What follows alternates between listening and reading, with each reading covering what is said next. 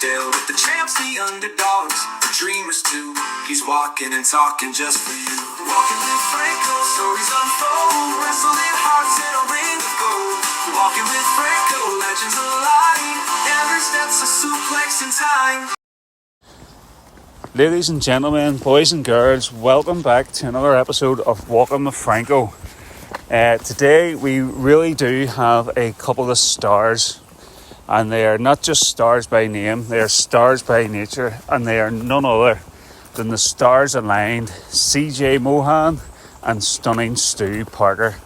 Guys, thank you so much for coming out today. The pleasure is all yours. Pleasure is all yours, and the showman is hanging today, so apologies in advance. We had a couple of stew dogs last night. Couple of stew dogs. So guys, first and foremost, I would just like you to tell the listeners a little bit about yourselves. Starting with Stunning Stu, I think.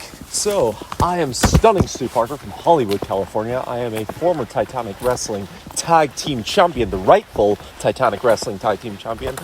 And I'm just the prettiest guy in all of wrestling. Isn't he absolutely stunning? He's absolutely stunning. And I am the showman, CJ Mohan, critically acclaimed actor, critically acclaimed musician, the rightful Titanic Tag Team Champion, and soon again to be the Titanic Tag Team Champion.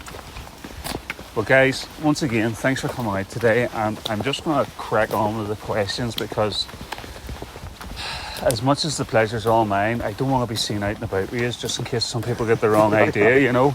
So first and foremost, Stunning Stu, what's your favourite or your earliest memory of wrestling? So my earliest memory of wrestling is also my earliest memory of my entire life, and it's watching an old VHS tape of Hulk Hogan's greatest matches and seeing him superplex the Big Boss Man off the steel cage at Saturday night's main event. Wow, what a great memory to have. And how about you, showman? So like, I don't have like a vivid memory of when the first time was. It's kind of like a hodgepodge of like, I must have been tuning in and out or what I was allowed to watch because it was 1989. But I have a vivid memory of The Undertaker getting chokeslammed by the Big Show through the ring. I don't even think I've seen it since, so I don't even know if it was real, but that's what I remember. I remember that. That right. Definitely happened. So it was around about that time. The Ministry of Darkness, just that whole thing just kind of like hypnotized me as a kid. We pure thought The Undertaker was the devil at that time. Yeah. And it was, and then I discovered The Rock, and I was just hooked from there. You smelled what he was cooking. You smelled it very well. So, growing up then, showman, who were your favourite wrestlers? Well, like I say, The Rock was my hero growing up. And even to this day, like he could come back on Raw and he'll still be the highlight of the show. You know, he's just like, I feel like the word generational is really thrown about like far too often these days, but like he's just pure Mount Rushmore. And then as I got older and my tastes kind of developed, became a massive CM Punk mark. I love Jericho, I love Edge. I always gravitated to the talkers. And then as I began to study a wee bit more, Roddy Piper just captivated me too. I couldn't get enough of watching old footage of him. I think I sorry to cut you off, but I said this to Ian McInnes. People didn't realise how good Roddy was until he stopped. And as you say, you look back on some of the old stuff now and you're just watching awe. He just couldn't get away with half of the stuff that he didn't give a you know what. No, he did not. And so whenever I started wrestling, I just always had it in my head. I was kind of looking at the scene, and you had a lot of great wrestlers that were up and coming, but you didn't really have that mouthpiece. That person just went up there, antagonized the fans, antagonized whoever they were facing, and just like it didn't matter about the match because you just wanted to see that person, what they would do. Yep. And I was like, that's what I want to be.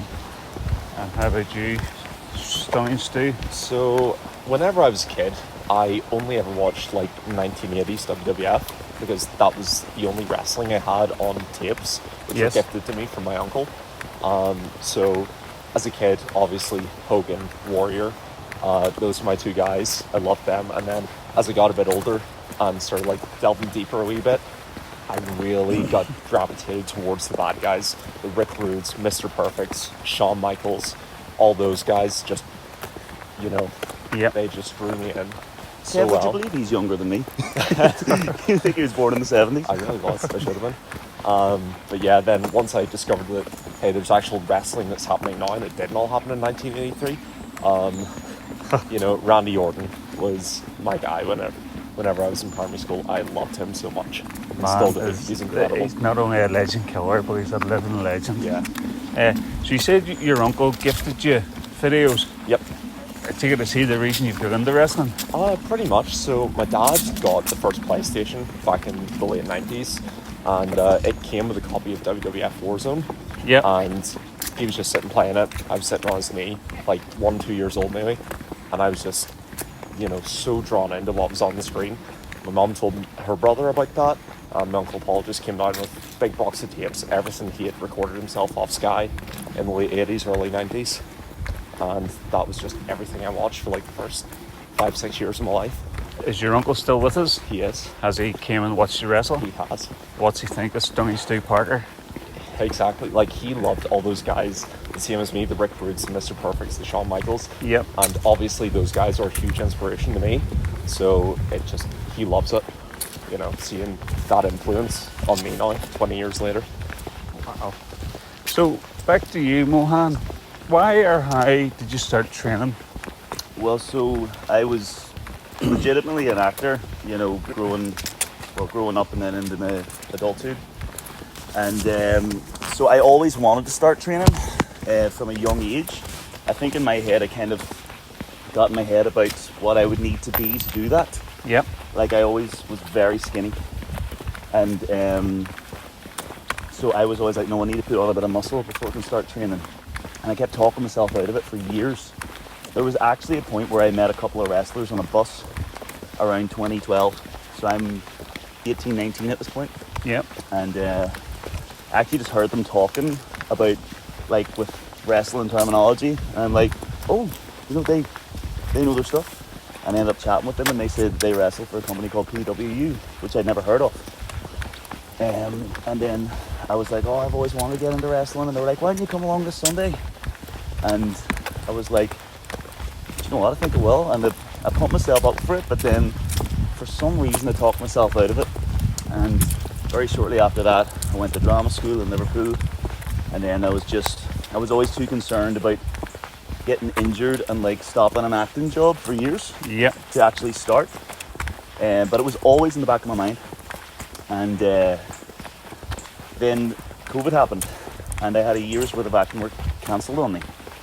And I just had nothing else to do but go on runs and watch wrestling, which is how I spent COVID pretty much.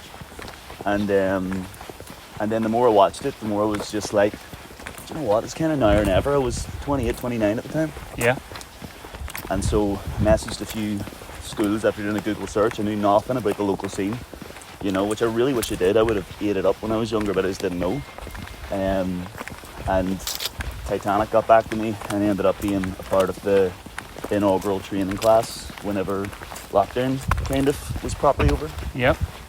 So then I was in the same training class as Redmond, pretty big deal. Even Tony Kears, who's now part owner, Yeah. he was there for a cup of coffee before his gal. Do you remember who those two wrestlers were? No, I don't even think if they were really established. I think that they were just like trainees or something like that. But it's a real sliding doors moment for me as well. Like, it's, what if I had went that Sunday? Would I have gone to drama school at all? I probably would have just got the bug then and been all in. But at the same time, like, I was, if you think I'm a header now, Franco, like, I had no sense at that age, so I probably would have been jumping off every balcony, taking every stupid bump, and it could be a cripple by now for all I know. Or it could be a millionaire, but, you know, who knows. And back to you, Stunning Stu, then. How did you start training? So, sort of similar, discovered pro wrestling Ulster. I would have been about 15, 16 at the time, no, earlier than that, 13, 14. So Drew Galloway had came over for a show, and I was away on holiday, but my mates went and seen it. They were like, oh my god, this is the best thing ever. I didn't know we had indie wrestling here in Northern Ireland. So came back from holiday. The next show was in October. Matt Seidel was over, and I was like, well, I'm definitely going to this. and went and saw, Tucker, Rocky Star, JDP, Luther Valentine, Tron, all those guys, and I was just enthralled with the whole thing. And it got to a point where they were bringing over these big stars and whatever, but I was going to see the local talent. Yep. Because they were that good. And of course, naturally, you're young, you want to get into wrestling somehow, and you start looking up, local training schools. Like you didn't know if these local companies had their own training schools. Like, you knew about the big ones over in America and whatever you pay $3,000 for. Yes. But you didn't know really what was around you locally. But Pro Wrestling Ulster did have one, but the minimum age, I think at the time, was 18, and I would have been about 16, 17 at this point, and just getting ready to also go to Liverpool for uni. But then by the time I got back, the year I graduated was the year of COVID, and then once lockdown had all sort of passed, September of 2021, I signed up to Titanic then and just did a bit of research through COVID, and found out your Pro Wrestling Ulster shut down since, but here's Titanic. Yeah. Went to training for a couple of weeks and then had to drop out, unfortunately, for about 8-9 months, and then August of 2022 I joined back up, started again, been here ever since. You see, I've mentioned this before in the podcast, you don't realise how big independent wrestling is on this wee island. That's right. And how many promotions and stuff there is. And I used to see the posters about PWU for the Balmoral Hotel, which at the time we didn't live too far away from. And Jack was always big into wrestling, and we never ever got to go to a show. And I always had this idea, or this dream, that I could go and train and become a wrestler and bring Jack to one of these independent shows. And he'd see you as a superhero. And just say to him, I need to go to the toilet, I'll be back in a minute. And then I come out and get into the ring, to do a match. But it just had never ever happened that way, and it was only... You can still do it, Cass. Oh, well... He'd definitely be surprised now, I think. So, any memories from your first training session, Mohan? For my very first session, I just remember being kicking myself on the way down. And at the time, this is 2021, so I'm huge into AEW. Just mad because I don't watch it at all now. Yeah. But at the time, I was just... And Jungle Boy just had Tarzan Boy debuted, which I thought was my favourite new song. And I just remember, to pump me up, I just listened to Tarzan Boy on repeat on the way to training. And then we went in, no vivid memories after that, other than just kind of meeting everybody. And JDP was our first coach, and this was when we were training the Blackstaff at Bolton, which I actually really miss. I just remember, you've read so many wrestling books and obviously studied it for so long. You always hear about your first bumps. Yes. And how much they're supposed to suck. So I remember gearing myself up for war. I was like, this is going to be the most painful thing in the world. And it does suck, I think we can all attest to that. But I think because it built it up so much in my head for literally years, whenever I started taking them, I was like, oh, do you know what? I think I can be good at this. This is, I do that again. And man, from the first bump, I was just hooked. And then at that time, I still lived in Belfast, and I'd saved up a bit of money. So rather than save that money, I just didn't get a job and for months, and just went to every training session I could, and went to the gym as much as I could. And I was just pure eye of the tiger. My mentality was, I am willing to die to get good at this at the time. So, might sound a bit extreme, but No, I know exactly where you're coming from. And what about you, Stu? So, my first training session, I believe, was a pretty big deal. Redmond was there, a couple of other new beginners, and JDP was coaching, and Jack Ritter was there too. And I remember JDP walking me through the steps of an international, and he was like, okay, now you're going to give Redmond a big shoulder tackle. He's not going to bump it, but you're going to give it him anyway. So I'm coming off the rope, still no idea really how to run them or anything, and I just stuck my left arm out straight as a plank, thinking, oh, I'm going to do a clothesline. and I just kind of walked up to Redmond and just whacked my arm off him, and he just looked at me. And I don't even know if he remembers this, but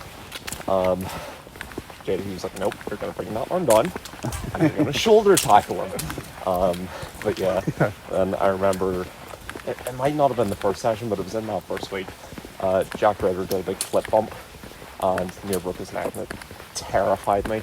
I was like, I hate this place, never want to leave. So you said JDP was your first trainer then? Yes. What about you, Mohan? Who's Hi, your first JDP? JDP, he taught beginners when we were there, pretty much exclusively. No, how did it work? It was like, yes, it was him, and then very shortly after we were introduced to Rocky Star and Tucker, you know? Yeah. And in my opinion, like, how lucky was I? Like, especially now, being a few years in, just the respect I have for the three of them as workers is just incredible. I'm still learning so much just by watching them. Yeah. You know, and you know, not everyone is. You hear horror stories about people joining really bad wrestling schools around the world. You read about it, a lot of it. Yeah, you read a lot of it in the books about paying thousands and thousands of dollars. Yeah, I really hope that people realise how lucky we are at Titanic to have such excellent coaches. And I mean, look at how much Titanic's grown in the past couple, even since I started. You know what I mean? It was very much upstart at that point. Yeah. And COVID derailed things for a wee bit. And but JDP just started that company from the ground up in the kind of aftermath of whatever happened with PWU and stuff. Yeah. And like, people bandy this about, but I'll stand by it. In my opinion, we're the best wrestling promotion in all Ireland. You know, and that's no disrespect to any of the other amazing promotions out there, but just, again, all these amazing, unique wrestlers that they've trained from the ground up. And you go to our shows and they speak for themselves. Yeah. There's something for everybody. The standard has gotten so high, no pun intended, you know, and it's like, I just feel really lucky to be a part of it. Yeah. I would agree with that too. So, what was the hardest thing for you to learn, Mohan, in terms of wrestling moves? It wouldn't be a moves thing. It would be slow down and don't do too much. You know, I think it's something that I've genuinely really worked. I'm hoping the Dark Horse is listening to this, because it's something I've been really working at, even now, the past year or so. And you're always learning. You're always trying to improve and nitpicking yourself. But at the start, I was a fiend for trying to get all these cool moves in, and, you know, and I would think it was going slow, but I'm really going a million miles an hour. And again, Tucker is someone who's just really kind of taught me how to slow down in a pragmatic way. Dark Horse too, you know, all of them. But Tucker has some really good techniques for doing that. And but that was for me anyway. It was just slowing down, and sometimes less is more. Yep. And what about you, Stoney Sue? What was the hardest thing for you to learn? I hate handstands. Can't handstand. You're in good company today. No, aside from that, I remember I was about 6-7 months in. Was not stunning yet, unfortunately. And I remember having a training match with Lucas Lloyd Barr, and Dark Horse was coaching. And, you know, everything in the match was technically sound, whatever. The horse pulled me aside afterwards, like, you know, there's nothing there. You know, all the technique, all the mechanics, perfect, whatever, no issue with that. There's just nothing going on character-wise. Yeah. No reason to invest in you. So then over the next few months, I just studied and studied and studied every character that I could. And Punk Rock Stew was born. And thankfully died quick after that. Pal driver in Port Rush, rest in peace. But then, just character was my main goal after that. Yeah. Like, I had the fundamentals pretty much to a T at that point, and you know, it was just a matter of then developing myself as someone the person in the audience could invest in and care about, or you know, love to hate, or anything like that. Just a reason for someone to give a you know what about me. Yes. So Tell me, how did the stars come about? The Stars line came about. I was in a tag team called the Hallions, but again, I was acting as well as wrestling at the time. Yep. So I kept the Hallions were getting on a roll, but I got an acting job, and I had to leave for a wee bit, and so I got put out on an injury angle, and then shortly after that, I got another acting job where I had to go to New York for an extended period of time. I had to go to New York. I had to go to New York. And I was like, JDB, I'm so sorry. You know what I mean? I couldn't turn down the money at the time. Yep. Even though I genuinely would have even the preferred. experience. You know, that's But at the time, you see a 6-month contract and you're like, oh my God, I'm going to have to start back from scratch wrestling. And it was actually, while it was an amazing opportunity, it was, by that point I'd gotten the bug. I did not want to leave wrestling, and it hurt more and more to be taking those extended periods of time away from wrestling.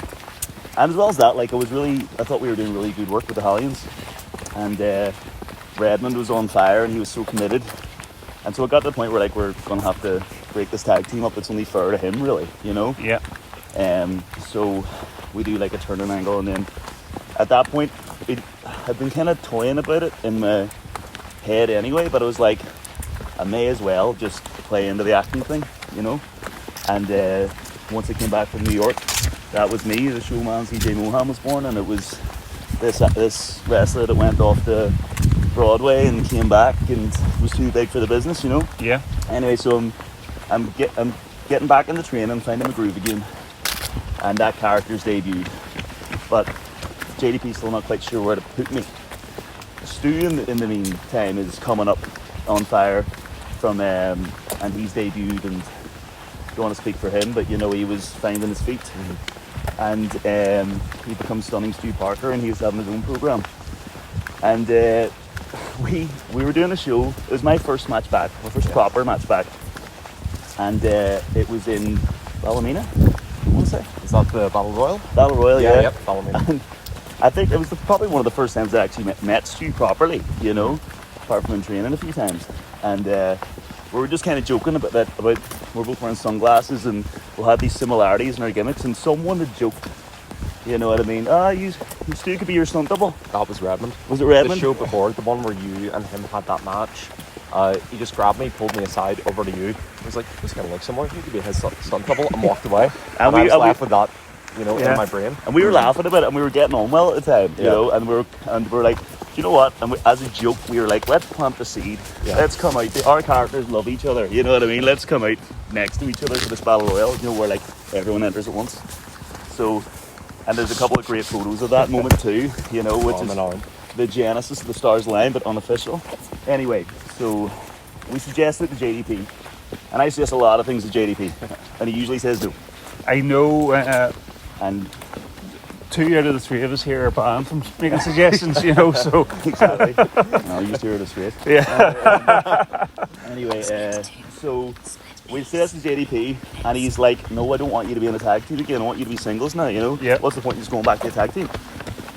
And then after a while, he just messaged me going, I am actually going to put you with Stu, but I don't want you to be a tag team. I want you to be singles wrestlers, but you're like an alliance or whatever. And I think, again, the idea even in our heads was that kind of Miz Dow, a bit playing off that stunt double joke. Yes. So I'm wrestling Gary Gibson then, my first Collins Water match back, and Stu comes out. Well, we do the angle where me and Gary. Yeah, Stu has a match with Gary, and then I go in and help Stu at the end, and that's us together. And but then the show where I'm facing Gary then, and Stu comes out with me. It was just money from the beginning. I knew you were good, Stu, but even watching that back, I was like, oh my God, the chemistry there is just undeniable. It was so funny, the things we were just doing in the moment. I just walked past, sprayed you with the water bottle. Yeah, you liked it. We were just immediately on the same wavelength as to how to work the characters. Mm-hmm. When we said, I'm just going to let this on our bus. And anyway, so JDP after a short while goes, no, these are equals. These are a tag team, and that's it. And then JDP, I can tell, slowly starts liking our stuff. He wasn't quite sure at the start, Yeah. but I can see him smiling more and more, watching it back, you know. And then after a while, we're doing like a watch along on the. Sorry, I'm just going on here. No, you're grand. You're grand. I feel free to jump in, but like after a while, we're watching one of the shows back, and we're coming out and we're getting our entrance down and stuff. And JDP's liking what he's seeing, but he just goes, "I think you just need a third." Yep. And we're like, okay. And then we weren't sure at all who that third was going to be, and even JDP wasn't. So we're throwing out ideas for a long list. well, a long list of ideas, you know. We're thinking like, well, I'm not mentioning any of the names, but like, and then it only comes to us literally after like JDP's like, no, hate it. And then after a while, Aoife's been in training, right? Yep. And she hasn't debuted yet, but she's getting like, she had a couple of drills where she was a heel, and I was just like, that is fucking class. Sorry. I was like, that is class. I was like, that's what wrestling needs, is just like a good old, and I think this is okay to say, a good old bitch, you know what I mean? They could just like, it's like, I think she slapped somebody, and I was just like, that is money. Yeah. It was one of those big, 5-on-5 tag team matches, which are normally an absolute mess, but I just remember being on the apron. Aoife and I were on the heel team, and, the other person's down, sitting in the neutral corner, and Aoife just, on a whim, just runs down the apron, gives him a wee slap, and runs back. And I was like, that's our third. Yeah. Oh, so we That was suggest the moment. that, and that was like a real last minute suggestion too. Yeah. Yeah. And JDP did that thing where he looks at it and doesn't reply. Yeah. You know? Yeah. And then about a week later, he's just like, Aoife's your third, you know? And she became Madame Director, and the rest is history. So you're both former Titanic tag team champions, With each other. right? But whenever you both started out in your journeys, what were your expectations Of wrestling in general? of wrestling in general? Of where did you think you were going to go, or where did you think you were going to get to? See, I don't think I really even had any expectations. I just got into it, maybe even not even knowing if I was going to have a match. Like, I just wanted to get into training, take a few bumps, see how it felt, check it off the bucket list. I did a bit of wrestling. And then, as Mohan said earlier, got the bug and was just hooked ever since then. And, from then on, it's just been, oh yeah, I want a match, now I want a program, now I want to win a title, now I want a main event, now I want to do this, that, the other. And it's just been growing exponentially ever since then. Kind of similar. Like I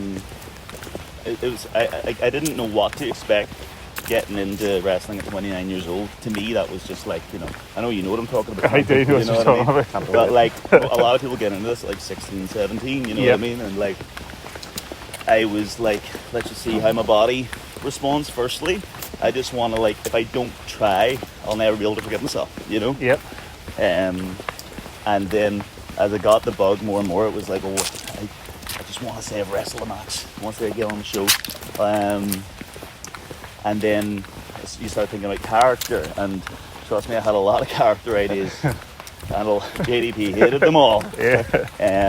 But I definitely had that image in my head of being like the Roddy Piper of the scene.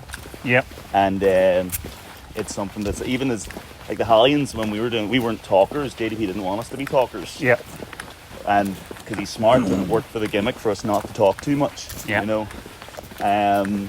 But I still would, like, anytime we were doing a non-Titanic show, I'd be like, can I get a promo? Can I do this? I just wanted to practice promos to get good at them, because I knew that I was probably never going to be the best wrestler, but I felt like I had a chance of being the best talker. And yeah, like Sue says, your goals just keep evolving the more you go and take shape, So, what's the best bit of advice that you can give to someone who's looking to get into wrestling? Gee.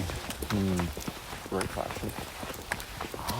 I would say look in the places that no one else is looking. And what I mean by that is, everyone's going to watch. Cheers. That was a cyclist, ladies and gentlemen. So yeah, looking at places no one's looking. And what I mean by that is, you know, everyone's going to be watching what's currently on TV. Everyone goes back and watches, you know, classic 80s WWF and, you know, 1997 Nitro and all these things. But look for hidden gems. Look for things that, you know, everything in wrestling's been done before, but look for things that haven't been done in a while, or things that have been done on a lower level that you could bring up. And, you know, just study ways to stand out. Yeah, going off that, like, it's like I would love to at some point, like, teach a wrestling class that's dedicated to character, you know, and that's where I think it really helps that I did go off to drama school and become an actor and stuff like that, because I ended up getting years of that before I started putting on a pair of boots. Yes. And so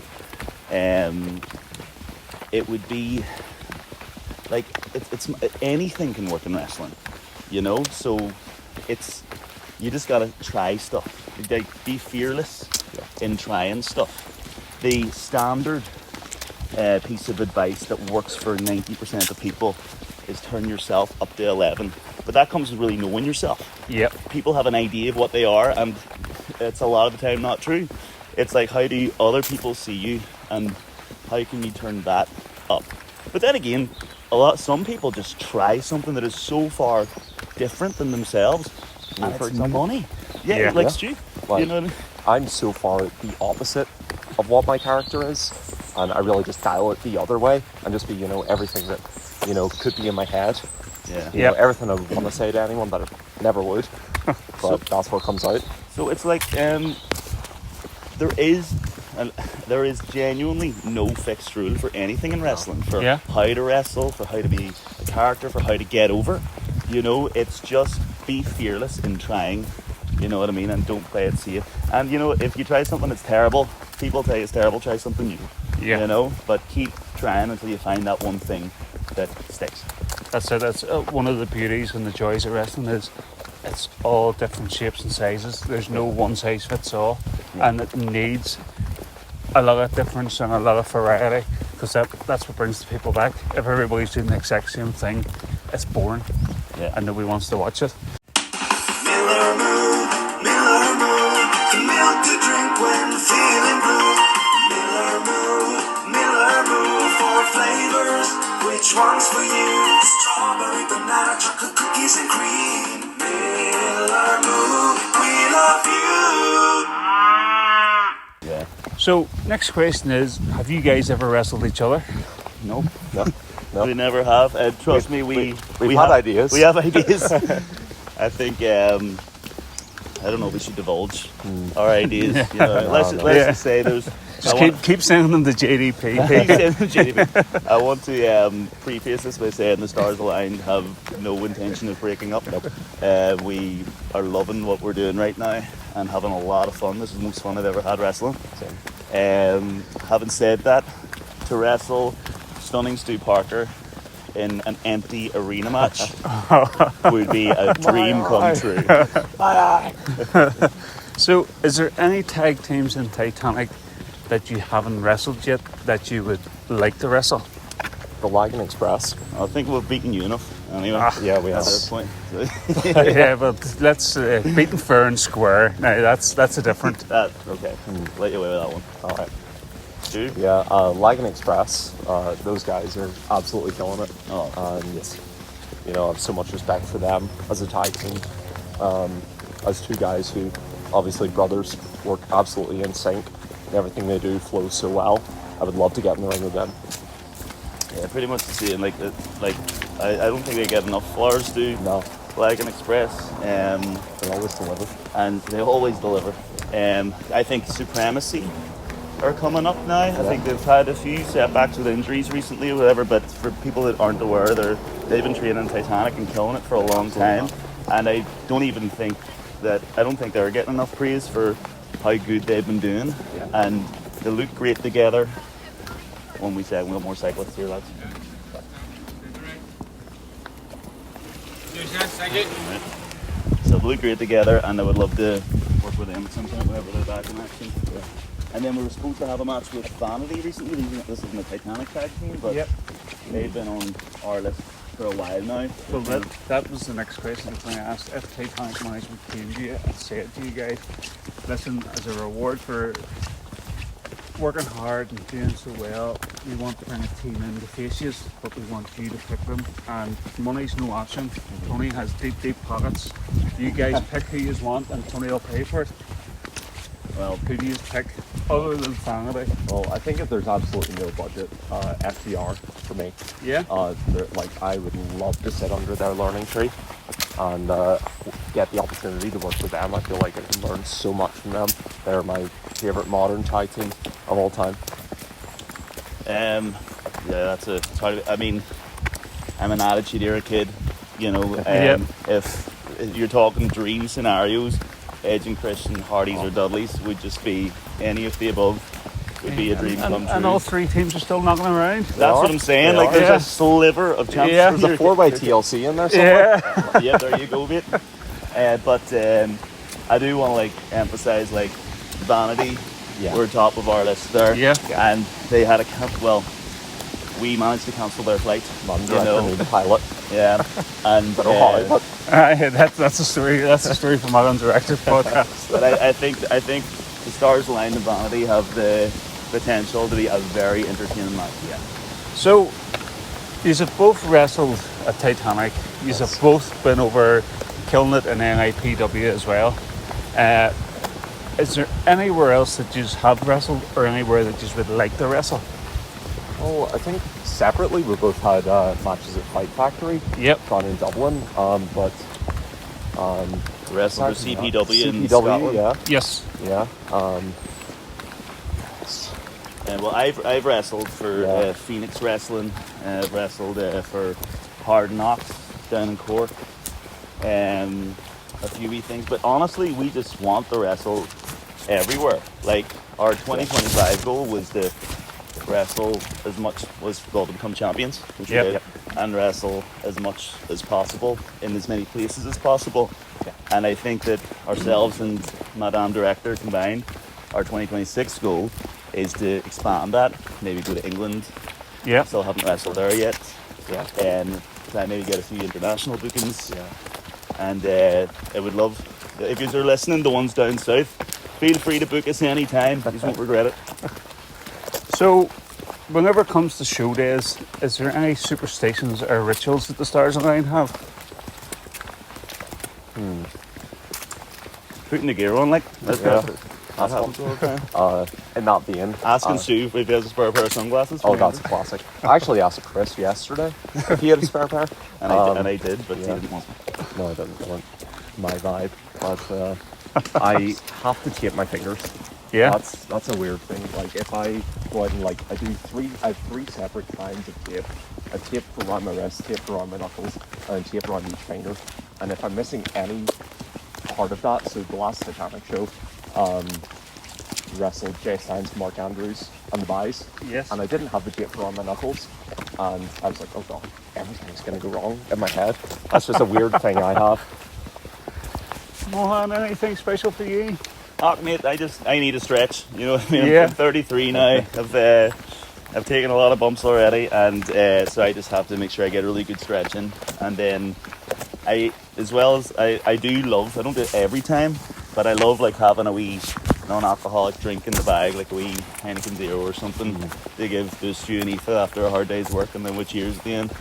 You know, we have to do that more actually. A couple of stew dogs. Yeah. I've been, stew's really cheap, so he doesn't buy these a lot, it's not a So, what do you guys like to do outside of wrestling and outside of the ring? Stu, we'll start with you. Well, I'm a graphic designer. All our merch, all our graphics, all our promo videos, I take the lead on all that He's a in whiz. terms of editing and everything. Yeah. So that is one of my big passions. I also play guitar. Haven't really done it much in the last year or so. Just wrestling's, taken over my life, and don't really have the opportunity to do it as much as I'd like to, but it's something I want to get back into.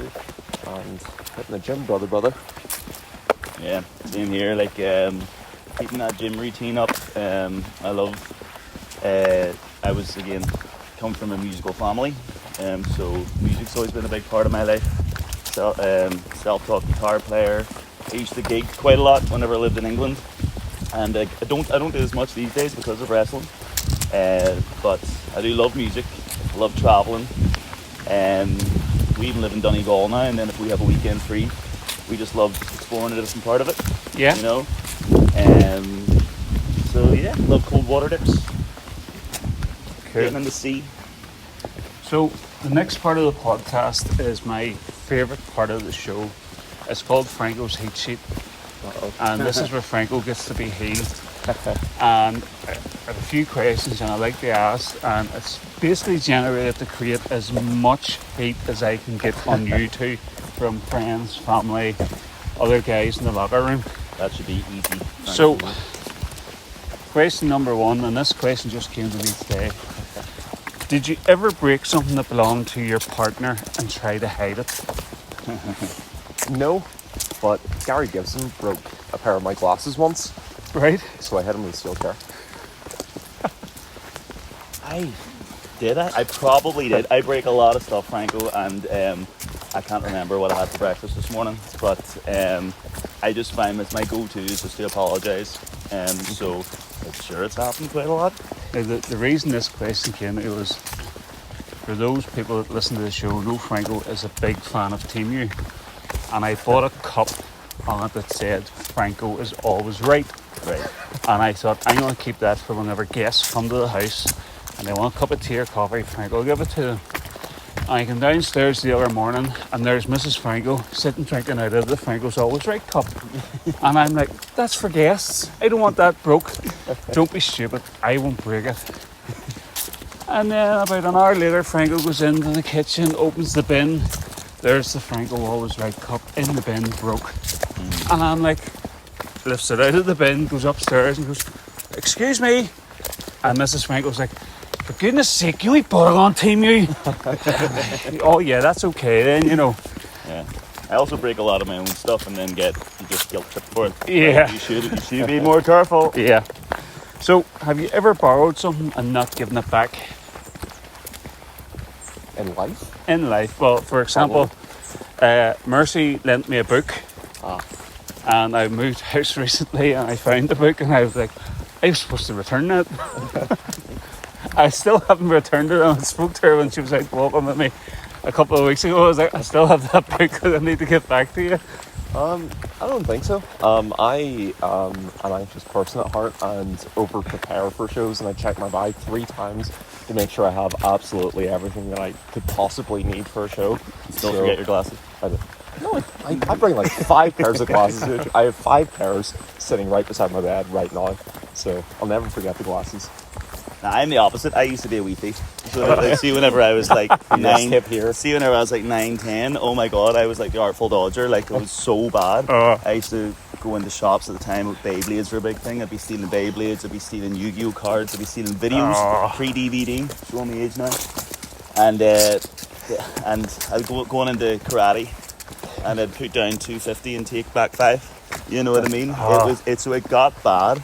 And then I got caught in pound stretcher one time. When I'm 10 years old, I'm actually stealing for my cousin who's outside on crutches because he hurt himself hurling. And I got caught stealing them, some embarrassing things.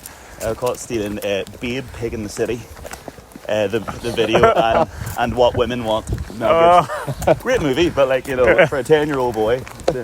And I had a bag full of stuff from other stores too. And I just remember like getting taken into the security office. All the managers of the other stores were called. At 10 years of age? Yeah, the police were called. And then, of course, my mum was called, and my dad. And oh, jeez, the frosty reception from Mr. Mohan. You can just see the baby Mohan mugshot. I got the idea of stealing again gave me anxiety. They took me to like the boys' jail just to get a look, to warn me off, you know. So, what's your favourite animal, Mohan? So you go first, then you think about that one. I love bears. Yeah? Bears are cool. Any particular variety of bird or just birds in general? You ever heard of a Paisley bear? No. It's a cool bear. Yeah? Yeah. I love kangaroos. I think that they're class. You know, Even just when I was in Australia the other year, just driving down and seeing them in the wild, I was just like, oh my god, kangaroos! I just think they're brilliant. Love to have one day. Have you seen the Arnold kangaroo?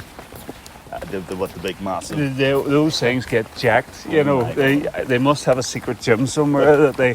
And I've actually seen videos of them fighting and stuff. You know, there's no holds barred in those fights. Book at you cards. Yeah. Arnold kangaroo versus Franco. So, who's the better wrestler? Me. Go on, CJ Mohan. Next question. Who wins in a real fight? Oh, In a real fight? In a real fight, yeah. I know them sugar holds. No, It would never come to that. it would never come to that. No, Madam Director will be in there. Oh, I by think the years. Yeah. I think people love to hate the stars aligned because we're very gobby. We'll tell people what we think, but they love us really. You know, they know we're lovers of Deep art. down. Yeah, we're adorable. Did you ever get detention in school? And if you did, what did you get it for? I did for fighting. Obviously not with Mohan. No. He was already in uni. Did you get in a fight in school, Stu? I did, yeah. I thought you were a lover. I am. What happened? Push my buttons. Sometimes Don't make lovers have Stu to angry. fight. Yeah, you don't like Stu when he's angry. Yeah. I got I went to Rathmore Grammar School, and they handed out detentions like they were bloody. Show off.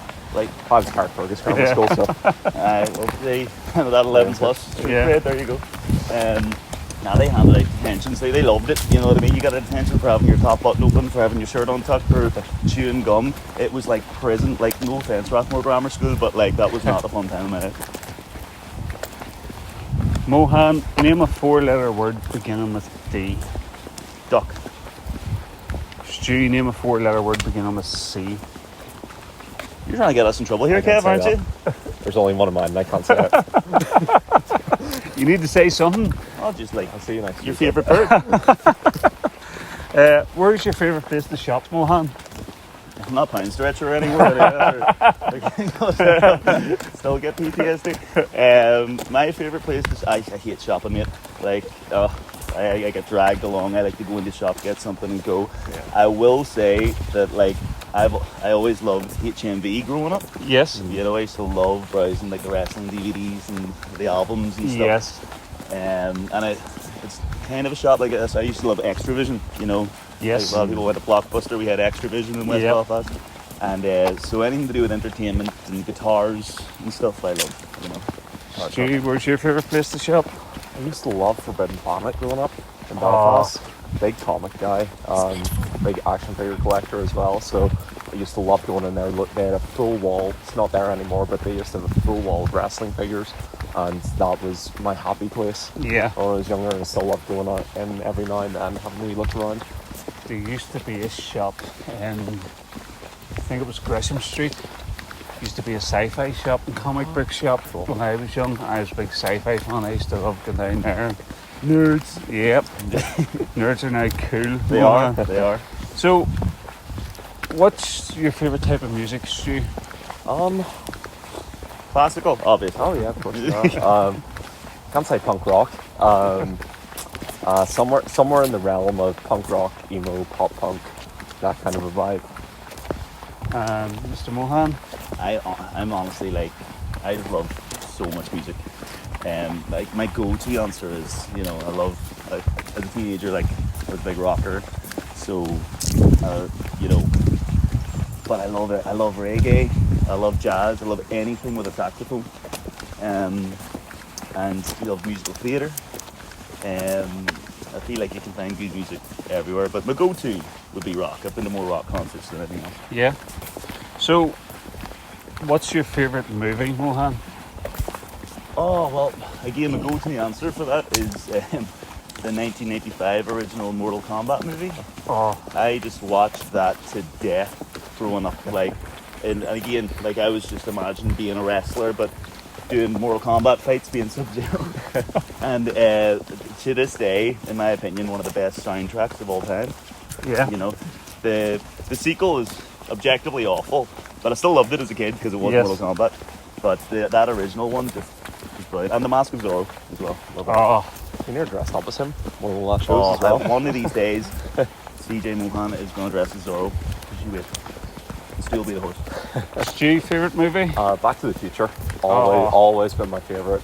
And I remember the first promo I ever cut for wrestling about 2 years ago with a show called Back Suplex to the Future. Yes. I was pretty new at that time, so obviously wasn't booked on it. But it was one of the last classes before Christmas, and Dark Horse and Miley Grace were taking it, and they were like, everyone's got to cut a promo, and we all looked around like, we've never cut a promo in our lives. But I was so excited because I got to cut a promo mentioning a flux capacitor. Yes. So I was on terrible promo, but I was on cloud nine about that. So, what never fails to make you laugh? Stu, he's scared. So much. Honestly, going off that, cutting promos with these guys. Oh yeah. Like, it is just, again, like no harm, but when we got into the scene, when I got into the scene, I used to watch the local promos that would go up, and they were trash, like, you know what I mean, without naming names, like, they were just that kind of like in your bathroom, holding up the camera, it looks like it's being recorded on a Nokia 3310, and it was just like, guys, like, put a bit of effort in, and then you go back to like, what can I do that's different? Yep. And so we decided early on, right, we can't not do it. Our gimmick is that we are actors, we're performers. So we're like, we're going to have to, produce some quality here. Yeah. The first one was the song. Yeah. Which the original idea for that was an in-ring promo, which would end with someone getting Jeff Jarrett. And then we're like, maybe not. Yeah, the concert with the stars. Yeah. But there was one in particular, like we were in Scotland working for CPW, and it was the three of us sharing a hotel room, and we had to cut a promo for whatever match we had coming up. And we were so sleep deprived as well, because we had like an hour's sleep before getting on this flight that morning. We'd been up all day, and we're so tired, and we had to do this promo in the hotel room. And just the sight of Aoife, Madame Director, reading a book about prison with her little cup of tea, and we couldn't make it through a take without took laughing. like 2-3 hours just to get those takes. Like, the amount I've laughed with these guys cutting promos is just fantastic. So the next question is from Mohan only. What's the worst promo you've ever seen? The worst promo. You really are looking heat, aren't you, here, Kev? Oh, jeez, I can't say that. I'm only kidding. So, who is the most annoying person in Titanic wrestling? Blake Richards. Blake Richards. Who's the funniest person in Titanic wrestling? I hate him, but KMK. Yeah. He's something else. Comes off with this random stuff. And He just said he does. Yeah, he has been. I just laugh in bewilderment at whatever the hell he's doing. Oh, all the time. Yeah, that's a good answer actually. So we'll start with Stu in this one. Who's your favourite trainer in Titanic wrestling? I would say the Dark Horse. I feel like he and I share somewhat of a similar mindset about, wrestling and where wrestling is going, and the current state of it, and both having very similar influences. We both love Bret Hart. I feel like we're kind of on that same wavelength, so I've learned so much from him over the last few years. So that'll be my answer. I'm going to say the Dark Horse would disagree with you, but that's for another day. Mohan, who's your favourite trainer? JDP. We don't get to train with him as much these days. But whenever I do have a session with him, like, he'll just correct me on something that I've just been like. That he just has an eye like no other. Yeah. He's just such a natural, brilliant coach. It sounds like I'm sucking up the info but genuinely. Now you said that. We didn't say that. We were thinking it, but we didn't say it. I just always come away from that class going, I learned something, And, I hope that, more people get the opportunity that we had to learn from him. Yeah. Who is your favourite Disney princess, Mohan? My favourite Disney princess? Ooh. Madame Director. Madame Director is up there, Mulan. Mulan. Don't screw. Ken, what's it? I know Snow White The way that they. from Disney. Yeah. So, which real movie or wrestler stars would you like to have dinner with? Ooh. Yeah. I would say Chris Hero.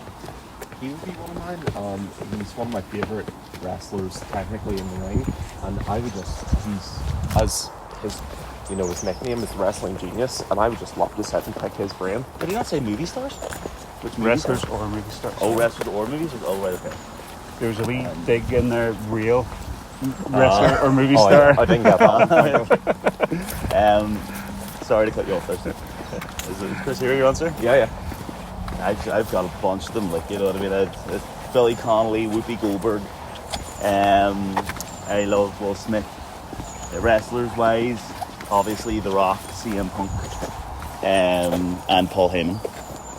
Oh, Paul Heyman's a great choice. He would, and even Eric Bischoff as well. I think I would love to have a beer with Eric Bischoff. Yeah. Jim Cornette's another one for me. Yeah. Oh yeah. Jago's a big fan of Jim Would Cornette. love to have double cheeseburger with him. Oh. Be terrified. If you had to add a fourth member to the stars from the current Titanic roster, who would you pick? Joey Dance. Joey Dance. Oh, I didn't know where you were going with that. I thought it was I thought you were going to telekinetic. say I Blake did- Richards. I gave Stu a countdown there. Yeah. No, it was. I think that the stars aligned are a huge fan of Joey We Dance. love Joey Dance. And we like to think that he's like Madame's adopted son or something like that. That we love from afar on his I'm unicycle. sure Madame would We love just that. walk on proudly. Yeah. Yeah, if we had to, we're very happy the three of us. But if we had to add someone, our Joey gets in. If one of you guys gets injured and you have to pick a partner and you're not allowed to pick Joey Dimes, who do you pick? Something to fill in for Mohan. And can't choose Madame Director either. You can't choose Madame Director or Joey Dimes. You know what? I think that Rex Tyler kid's got potential. Yeah. Yeah. You take him Oh, under my that's wing. a good answer. Yeah, by the way, shout out to Rex Tyler. He's one of the best Sexy Rexy, we love him. He's just a Rexy boy. Would you pick Rex Taylor as well then, Mohan? No, it's we've had our differences, but it would be really hard not to choose Redmond in that scenario. You know what I mean? I Yeah. would love to see, like, I think it would be interesting to see what we could do now that we've both matured a bit. you know? Yep. So, who is the leader of the Stars Aligned? Madame Madame Director. Obviously, she's the director. We love her. And what's next for the Stars Aligned? Get our titles back. A Stars Aligned Supernova. Are you aware of this, kid? No, I'm not aware of this. So there's an incoming Stars Aligned Supernova. It can't be stopped. Nope. It is inevitable. Just like the sun one day swallowing the earth. Myself and Stu Parker are winning back the tag team titles, and as soon as she gets her hands on Morgana, Madame Director is winning that Titanic Women's Championship, and that will be the Stars Aligned Supernova. Well, guys, I just want to say thank you so much for coming out today. I really appreciate it. I've also really enjoyed it. It's been great getting to know you that little bit better. Good for you. And I just want to wish you wishes for the future. Pleasure's all yours. Guys. Can I go home now? You can both go home now. Thank you very much. God. Thank God. Guys and girls, keep listening to and watching all our socials for next week's Guest the Guest. He knows who he is. He's still barred from guessing, but it'll not stop him anyway.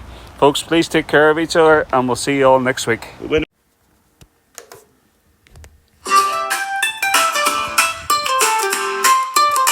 Step by step through the wrestling tale, Franco's got the stories that never go stale. With the champs, the underdogs, the dreamers too. He's walking and talking just for you. Walking with Franco, stories unfold. Wrestling hearts in a ring of gold. Walking with Franco, legends alive. Every step's a suplex in time. From the streets of Rome to the locker room door, every walk's a match you can't ignore. Grapples and glory, the highs and the scars. Franco's footsteps are chasing the stars. Walking with Franco, stories unfold. Wrestling hearts in a ring of gold. Walking with Franco, legends alive. Every step's a suplex in time.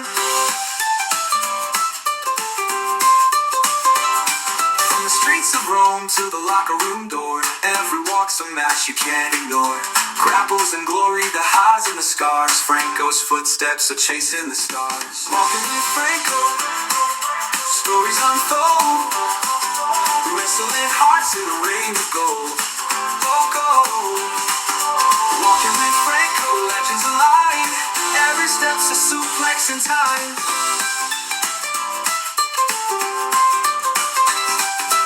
Streets of Rome to the locker room door, wrestling hearts in a ring of gold. Walking with Franco, legends align, every step's a suplex in time.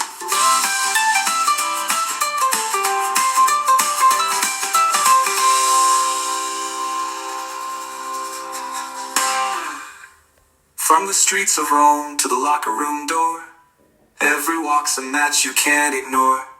Grapples and glory, the highs and the scars, Franco's footsteps are chasing the stars. From the streets of Rome to the locker room door, every walk's a match you can't ignore. Grapples and glory, the highs and the stars, Franco's footsteps are chasing the stars. From the streets of Rome to the locker room door, every walk's a match you can't ignore.